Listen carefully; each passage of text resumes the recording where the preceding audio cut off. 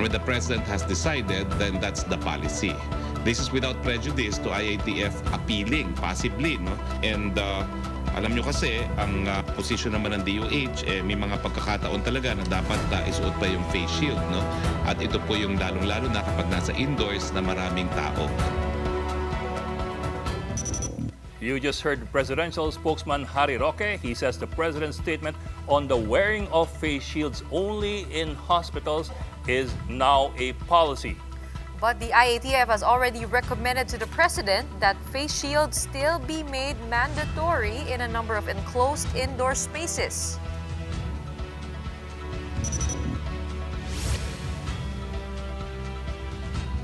Good evening, I'm Gretchen Ho.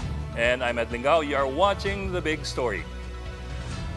The face shield policy still stands. Just moments ago, the palace said the use of this device is still mandatory pending the president's final decision. That's after the IATF recommended that face shields still be required in areas like workplaces and commercial establishments, among others. Maricel Hariri has the big story. Face shield or no face shield? There's now a growing debate if the additional protection should be abandoned. Agree po ako doon. Kasi ang hirap po, di ka makakahinga. Tapos, nakakaduling po. Mas maganda pa yung dati na walang face shield, walang face mask. Pag mababa na po siguro yung cases, siguro pwede na po nila ibaguhin yung protocol. Pagka yung matao na may nakakasalubong ka, parang medyo nakakailang pa din. Kasi, di ba, sabi nila, airborne yung yung COVID, di ba, yung virus. But it looks like the chief executive himself wants to ditch face shields. In a tweet, Senate President Tito Soto said that as per President Duterte, face shields should only be used in hospitals. Spokesperson Harry Roque confirmed this, but the question is this already a policy? And when the President has decided, then that's the policy. This is without prejudice to IATF appealing, possibly, no? Alam nyo kasi, ang posisyon naman ng DOH, may mga pagkakataon talaga na dapat isuot pa yung face shield, no? The Health Department maintains that the use of face shield has always been mandatory, but its removal is allowed in some instances. You're jogging around, you're doing exercise on your own, o kaya isang open space, tapos wala namang ganun kadaming tao, hindi mo kailangan ng face shield. Octa Research Fellow Father Nicanor Ostriaco, however, says that face shields are still necessary, especially in places with no ventilation. So the science suggests that face shields add about 9% additional protection. For infectious disease specialist Dr. Benjamin Co, wearing a face mask gives more protection than a face shield. Face shields, he says, only contribute to the country's plastic waste. The Philippines is one of the biggest contributors to plastics that are found in the environment. And it will take 100 years to dissolve all of these plastics. After the palace's announcement, the IATF has already recommended to the president to maintain the mandatory wearing of face shields in enclosed or indoor spaces. This includes hospitals, schools, workplaces, commercial establishments, public transport terminals, and places of worships. The existing policy on the use of face shields shall remain in effect while waiting for the president's decision. For News 5, Maricel Halili, We Are One News. And to talk more about the face shield policy, joining us tonight, Health Secretary Francisco Duque III. Secretary Duque, thank you again for joining us tonight. Hi, good evening, Ed and Gretchen, in behalf of the Department of Health and the IATF. Yes, sir. Thank you, sir. Sir, well, to be quite frank about it, we're quite confused already as to whether or not the policy is for the wearing of face shields at all if you are not in the hospital, and whether they should be worn only indoors or both indoors and outdoors. So, if we can with some clarity and finality, ano po talaga yung polisiya? Ang policy natin, based on the joint memorandum circular ng 7 national government agencies, no, DILG, DOH, DTI, DOT, talagang meron tayong wearing of the face shield, no? But in the open spaces, you may not wear the face shield, no? Lalo na kung open space, no? Very well ventilated naman yung lugar, but in closed settings, no? Hospitals, no? The churches or establishments workplaces, establishments not limited to shopping malls, etc. So it's always an added layer of protection, given that our vaccine coverage is still low at less than 5%. It will always be for the benefit of our people to follow this IATF policy or joint memorandum circular, so that the chances of the COVID virus spreading are much less. Yes, sir. Well, sir, certainly we would want to err on the side of safety. However, I think the point of confusion stems from the President's apparent declaration last night in his meeting with the senators, where he was quoted as saying na yung face shields para na lang sa ospital yan, and he had the senators remove all their face shields, and Senator Soto even tweeted about it and called the attention of DOH. Well, we realized that that was the position of the President last night, no? But siguro if we are able to explain it to the President by way of our appeal in the IATF resolution that was unanimously approved this afternoon, then the President will realize, or hopefully realize, that yung sa hospitals na closed space, that is also applicable to the other closed settings, no? Yes, sir. So, but I agree with the spokesperson that since the President already made that pronouncement, it becomes a policy, and depending on what the President will, whether the President approves the appeal or not, is something that we need to wait for a little more time. Sir, para lang po klaro, so as of last night when the President made that statement, that has become policy until a new statement takes effect? Ganun ho ba? Correct. So That is my position, because, of course, that's the pronouncement of the President. So we have to respect that pronouncement, but I believe that it does not preclude the IATF from appealing to the President to include, among other closed spaces or settings like hospitals, no, other places like work, offices, religious worships. So that is something that we are quite confident the President will reconsider his statement. This statement naman is correct. It's just that it was siguro hindi lang malinaw ano-ano ba yung mga Yes, sir. nasasakupan pagka tinawag mong closed setting. yes, sir. The parameters, I suppose, would need some clarity. Yes, exactly. Yes, sir. Well, Health Secretary Francisco Duque III. Sir, maraming salamat for joining us tonight at ingat po. What is government's basis for the mandatory wearing of face shields? The Health Department cites a 2020 study in India that introduced face shields to 50 community health workers who interacted with over 100,000 patients. None of the health workers were infected with the virus. As per the World Health Organization, face shields are inferior to face masks in preventing droplet transmission, but it still provides a level of eye protection. As for the US CDC, face shields are not as effective at protecting the public from respiratory droplets. These are the other big stories tonight. PDP-Laban leader Senator Manny Pacquiao and Coco Pimentel will skip the party's assembly in July. They say the council meeting is unauthorized and breaches protocol. 12.2 million adult Filipinos remain jobless in the first quarter. That's a slight downtrend from figures in the previous quarter. And can't wait to get a taste of that BTS meal. Some already had a bite of those nuggets with special sauces, while some stores already dazzled in purple. These big stories after the break.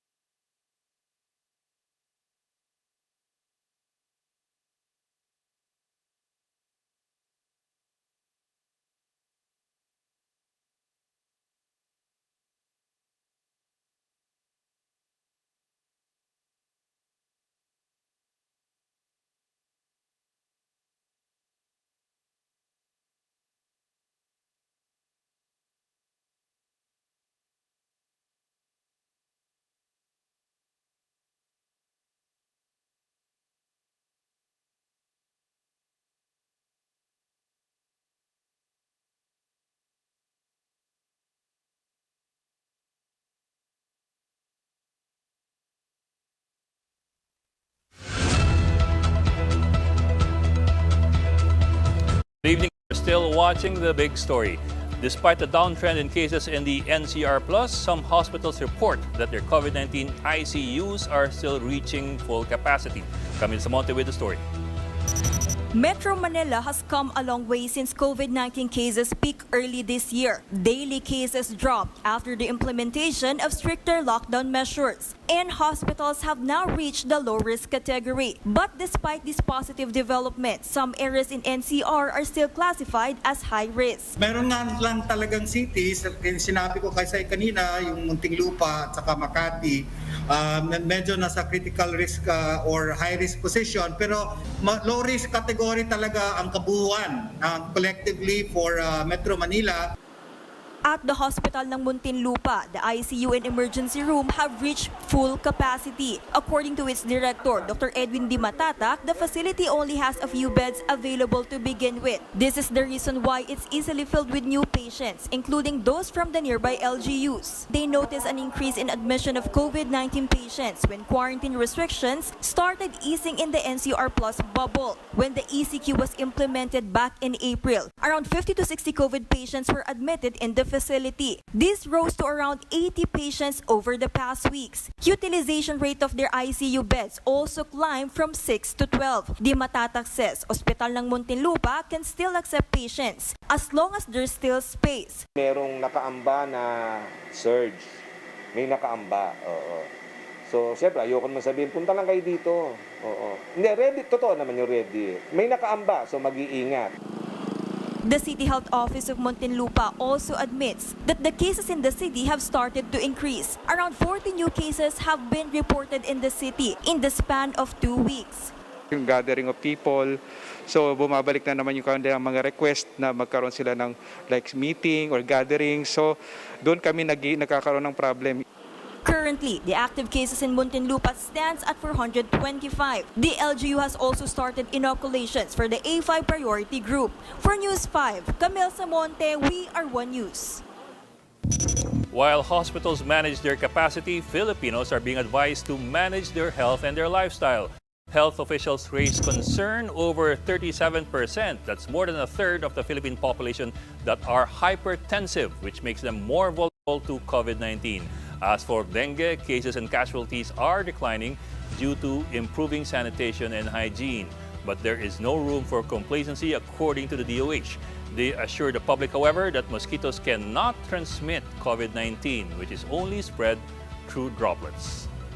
Bilang ang mga kababayan natin ay nag-undergo ng community quarantine, so yung movement ng tao, nasa bahay lang po yung mga tao kasi isang factor din po ang movement ng tao sa pag-acquire ng dengue infection. So plus they are they are practicing the water sanitation hygiene.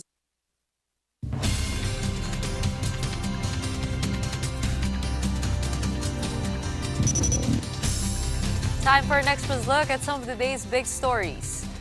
Joblessness in the country has slightly decreased in the first quarter. In the latest SWS survey, unemployment stood at 25.8% or around 12.2 million adults. That's lower than the 27.3% rate in the fourth quarter of 2020. Year on year, however, that's still higher than the 17.5% logged in December 2019. Presidential spokesperson Harry Roque has been nominated to become a part of a United Nations International Law Commission. Roque, a former human rights lawyer, is one of 11 nominees for 8 seats allotted to Asia-Pacific states. And should he be elected into the ILC, Roque says that it will not get in the way of his possible electoral bid in the 2022 polls. And the parent company of Philippine Airlines posted a record 73 billion peso loss in 2020, up 7-fold from a year earlier. PAL Holdings said it is in the final stages of putting together a debt restructuring plan to help get through the crisis. PAL has assured operations will continue and that international and domestic flights will be increased as travel restrictions ease.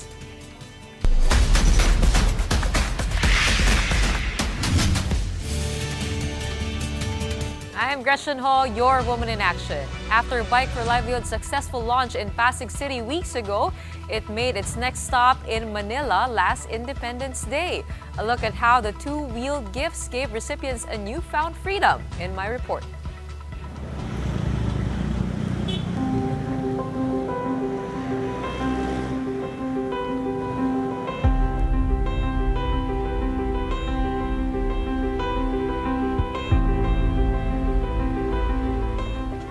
Hello po, Nay.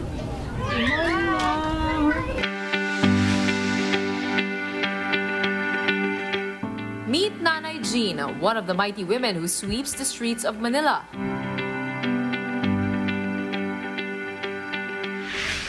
Her daily ride to work aboard a dump truck. Feeding 11 mouths, it's a risk she's willing to take.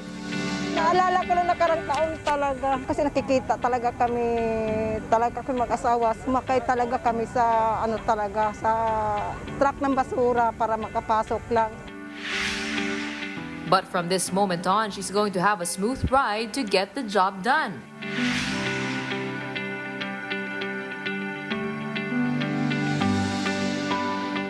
On Independence Day, Team Women in Action and the MVP Group visited Manila to give the likes of Nanay Jean the gift of freedom through bikes. 70 street sweepers, traffic enforcers, and construction workers benefited from the Bike for a Livelihood program. Pinapangarap ko talaga to, magkaroon ng bike sobra. Kung kailangan, magtitinda ako ng gulay, tapos mag-ano ako sa mga kakumari ko. Pupunta ako ng Peaceport, hatid ko sa kanilang bahay, isda, ganyan. Together with youth cycling advocates, we gave Bike Safety 101 to first-time riders. Safety manuals and gears, including helmets and vests, were also distributed. Kaya ako Pimentel, Manila, malaking bagay ito, hindi lang pang-transportasyon, tapos naduktungan, kung naghahanap ng empleyado na may bisikleta. The Bike for Livelihood project will not be possible without the help of Chairman Manny V. Pangilinan, the PLDT Smart Foundation, One Meralco Foundation, Metro Pacific Investments Foundation, and First Pacific Company. It's one of the more creative ways to really help our countrymen really survive this pandemic. And the project goes beyond giving bikes. In the case of Nanay Jean, we personally went to her house in Tondo to give her a special surprise. Meron tayong bagong cellphone.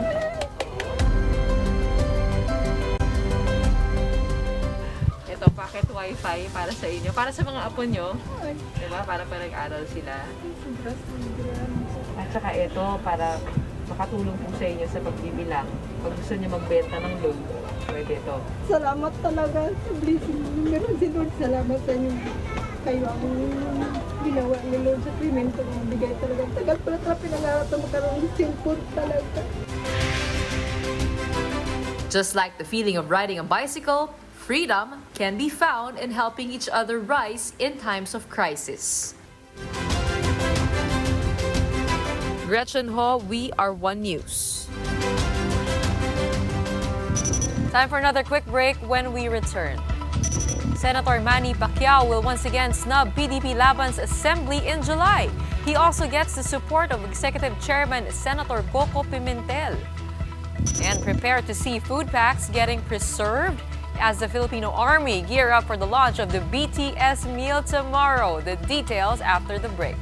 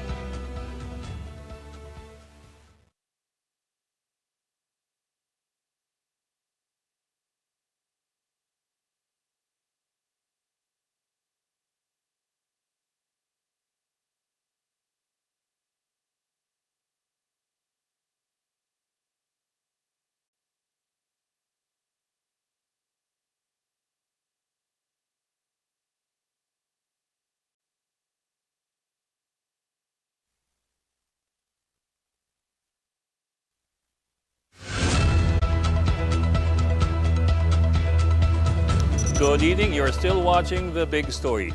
PDP-Laban members are planning another assembly next month. And as early as now, tensions are brewing between clashing groups within the party. Who is backing whom? Mayan Los Baños tells us in this report. Is PDP-Laban seeing a wider rift within its party? For now, speculation points to a yes. Two leaders refused to attend the party's National Assembly on July 17. Party President Manny Pacquiao and Executive Vice Chairman Senator Coco Pimentel. For Pacquiao, the assembly to be led by Party Vice Chairman Energy Secretary Al Cusi is unauthorized. For Pimentel, there have been breaches in internal protocol. Matagal ko nang sinabi nga kay Secretary Cusi, dahan-dahan sa mga party assemblies. PDP-Laban Deputy Secretary General Melvin Matibag says it's their loss for not attending. Mahirap yun. Bakit ayaw mong dumalo? Hindi ka dadalo. So, it will be their loss. Kasi I'm sure marami nang excited na dumalo. As for party support, PDP-Laban Executive Director Ron Monsayak says Pacquiao has the overwhelming support of grassroots and veteran party members. But Matibag insists numbers are on their side, as will be shown by the attendance in July. The two groups also clash on whether to field outsiders or stick to homegrown candidates. Pimentel favors supporting their own. Para namang walang pagmamahal, walang loyalty at walang belief sa sarili niyang party. So, kung ganyan na lang, di lumipat ka na lang doon sa partido na believe ka. For Matibag, scouting bets from other parties has its advantage. Davao City Mayor Sara Duterte was recently named a potential pick as PDP-Laban standard bearer. Alongside her father was being egged to run as vice president. Mayor Sara already thumbed down a possible Duterte-Duterte tandem in 2022. Ang gusto nilang mangyari siguro talaga, ito diretso na natin sabihin. Ang tingnan na lang natin si Senator Pacquiao dahil siya yung nandiyan. Pero hindi naman pwede na gano'n. At the end of the day, the party will choose. Matibag says they're not discounting Pacquiao as the party standard bearer, but that should be discussed in the assembly. Reporting for News 5, Mayan Los Baños, we are One News.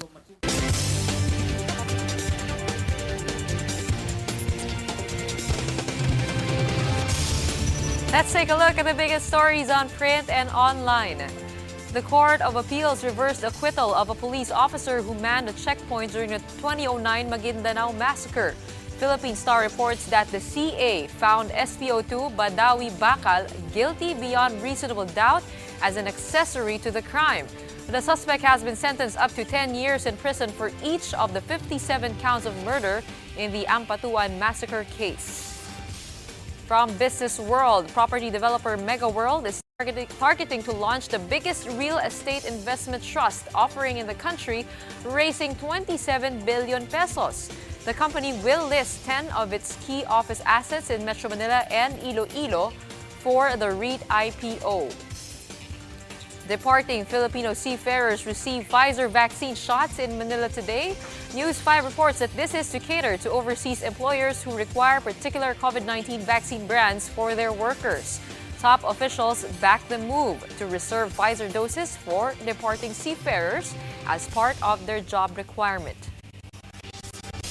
In world news, U.S. President Joe Biden tells his Russian counterpart Vladimir Putin that they should determine rational ways to disagree. The two leaders met for the first time face-to-face in a 3-hour summit in Geneva on Wednesday. At separate news conferences, both Biden and Putin described their first in-person meeting as constructive. The two leaders agreed to return ambassadors to their posts in the near future after the countries recalled their respective envoys early this year due to heightened tensions. The two also decided to hold further talks about nuclear arms control and cybersecurity.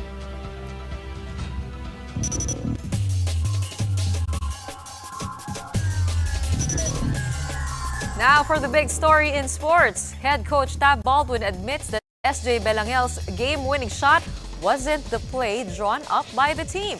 The final play was actually designed for Carl Tamayo, but South Korea's defense forced Dwight Ramos to pass to Belangel for the final shot.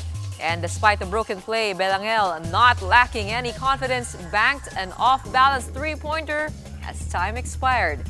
This marked as Gila's first win over South Korea since 2013, and Baldwin was full of praises for his team, saying the win was much needed for the country in need of good news. We could feel that, and we could feel how much the country wanted something positive, and I think we were all extremely proud to be able to bring them something surprising. Gilas has announced that Jordan Heading, Lebron Lopez, and Gio Chu have been included in the lineup for the Indonesia match tomorrow. The trio will replace Javi Gomez de Llano, JD Tungkab, and Mike Nieto, who will all suit up against South Korea on Sunday.